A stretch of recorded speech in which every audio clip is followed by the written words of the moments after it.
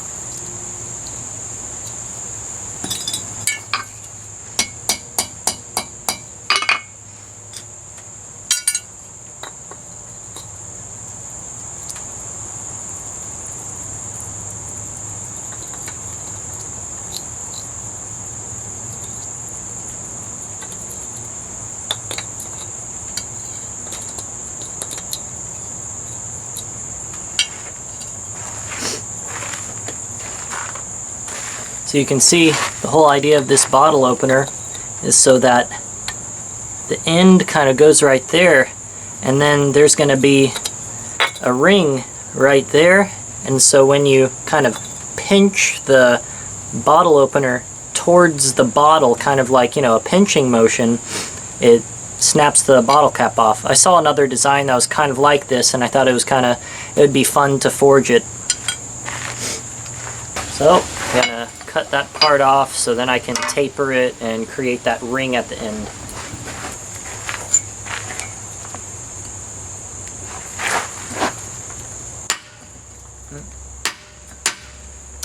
Yeah, I need to make a hardy cutter sometime soon.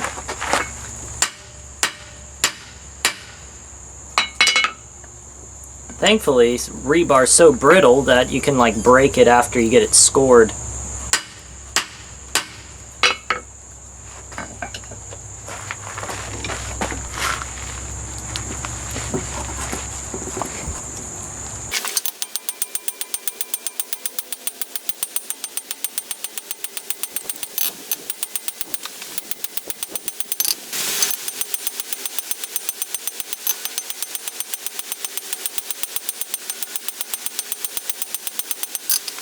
Let's see, need a little bit more length on that to get the ring. And you can see I'm kind of tapering it this way because I'm going to twist it anyway, so when I'm done twisting it'll line up and I'll make the ring. I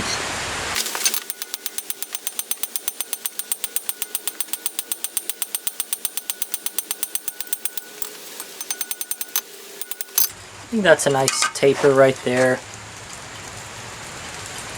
think that once I get it all twisted, and I think that'll look fine.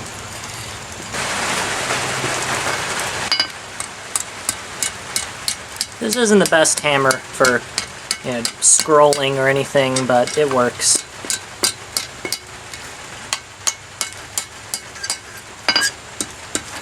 Let's see here.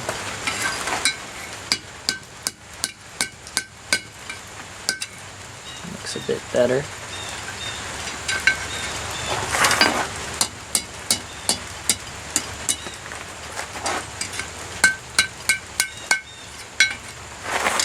Yeah, I think that's a good finger size there. You can fit your finger in that. It's not a complete loop, but you still want that extra length there for it to properly function, because then it, you know, if you don't have that there, it's not really a fulcrum anymore.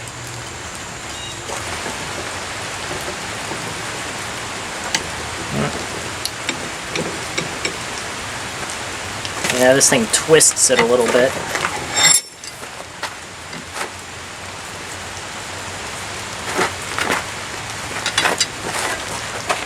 Oh, come on.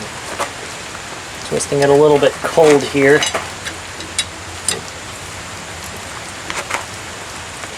This kind of rebar's some pretty tough, crappy metal. Alright. That looks pretty good. Brush it, because twisting always knocks off a good amount of scale. I think I'll also file the inside, like right there, of the file very end, because I think that's a little bit rough. So, take my needle nose and do that.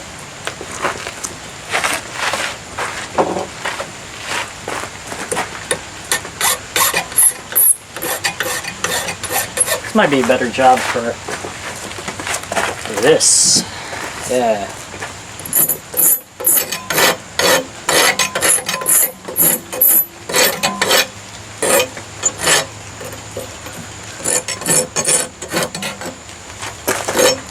You know, with this kind of stuff, you don't want any shiny marks, because if you have some stuff that's shiny and you have your beeswax finish, you don't really, it doesn't really look that great.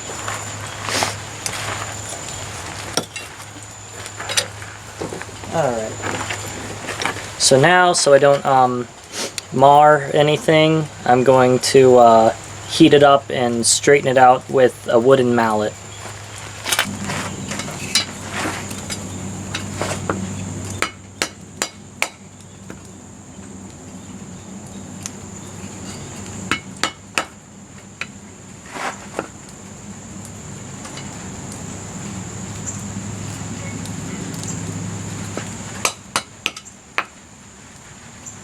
Okay. Looks good. See, that's all centered there. How does it match up with the bottle? Let's see. Oh yeah, it's gonna work. So he just kind of grabs the bottom lip of the bottle, and then you just pull it towards you, you know, kind of pinch it, and then it opens it up. Now this is a screw cap, you know, it's just like a, I also, you know, wanted to get a old screw cap bottle, so in case the cap falls off, I'm not out of luck, you know. Now I'm gonna wire brush it some, and then with the residual heat, I'll apply the beeswax finish wherever that is. This will be brushed up.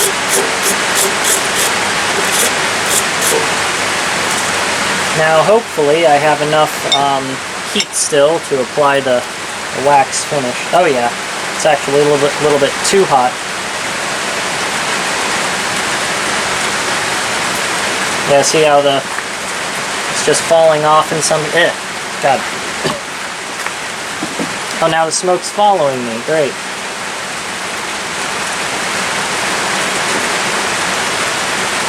I know a lot of smiths hate this beeswax process, but it really works for taking care of rust. You know, some people kind of use like an oily rag for this. There we go. That's one done. Now I can't really like cool it off in the water because I found that if it's too hot and you cool it off in the water with wax on it, it just falls right off. So I'll have to let this cool down. I'm going to make a small, spiral pendant out of this old piece of tractor steel. I don't know exactly what it was used for, but it was old, rusted, and it wasn't ever going to be used again, so I'd say it's fair game. Alright. I gotta straighten this piece out, and then, man, it's kind of hot. There we go.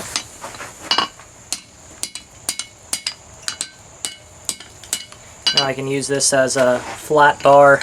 Well,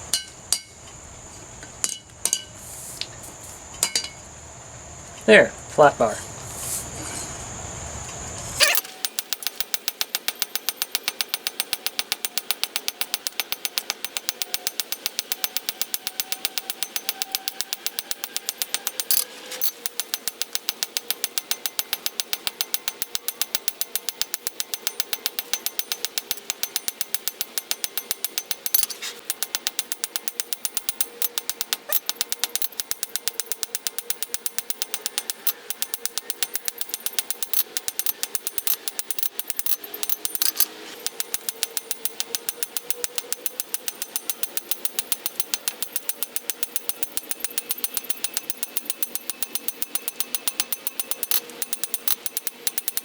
Getting like a really thin taper because this kind of looks like a little fine, really thin pendant, but the thing is that I'm going to create a taper that gets thicker and then it gets thinner and then it terminates.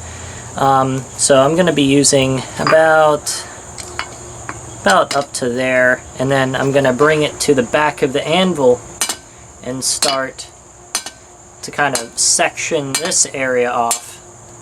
And then I'm gonna scroll this whole area up, and then at the very end it's just gonna simply go around the other way to create the part that will attach to the leather cord.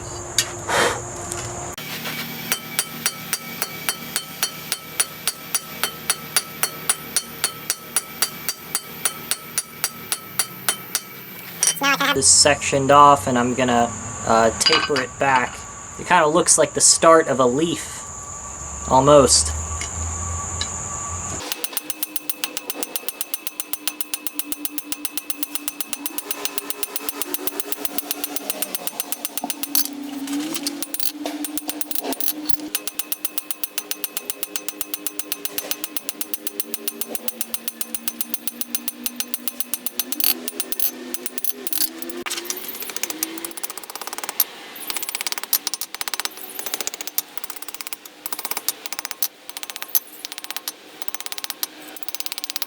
Alright, so that kind of got the ball rolling there, and then now I can, go much faster with scrolling it.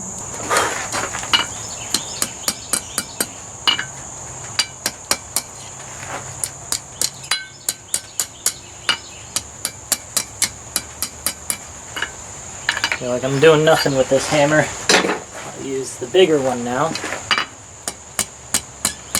There we go.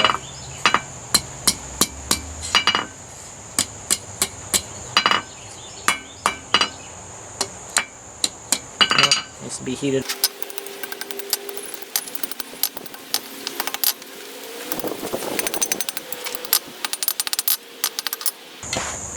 All right.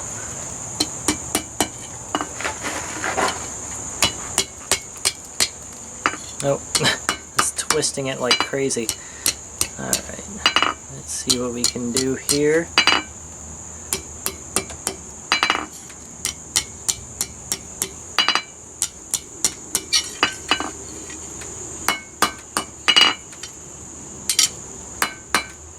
Now the cool thing that I like about these pendants is that because it tapers both ways, it actually kind of spirals down. you know. I don't know how well you can see that, but it has some depth to it.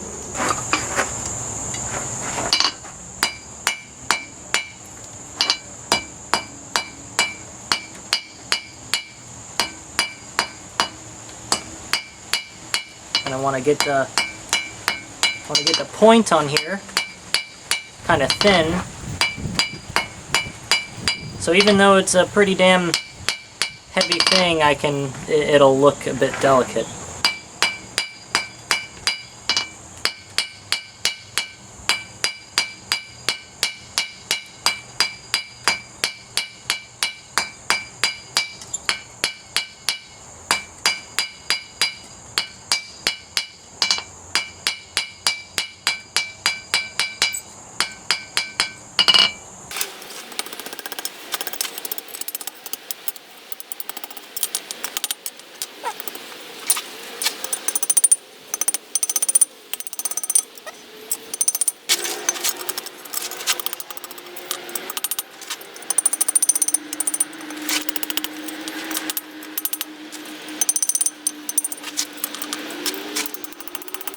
There we go. Not my most elegant one.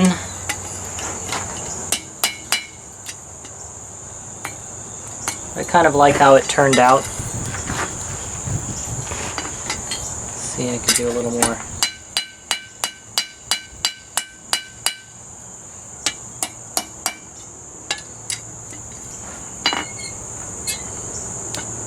Yeah. Like a really, really small punch.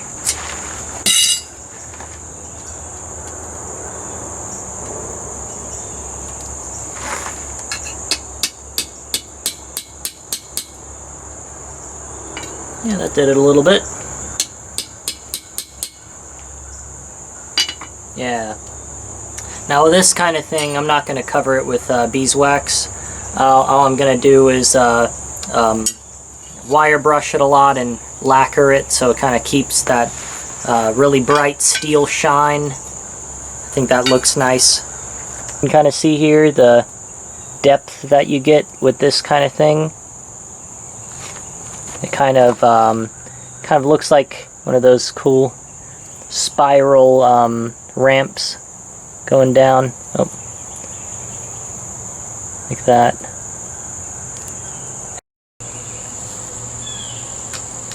So you can see, after wire brushing it a little bit, it gives it a really nice shiny texture.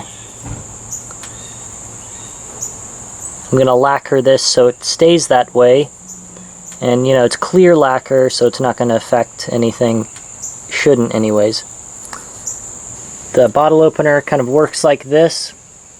You pull it like a trigger, and that acts as like a fulcrum there, which then pries the cap off. Now this has threads on it, so it's kind of... Oh yeah, there it goes. Yeah, I don't want to take this thing off, so I have like a little template, but you get the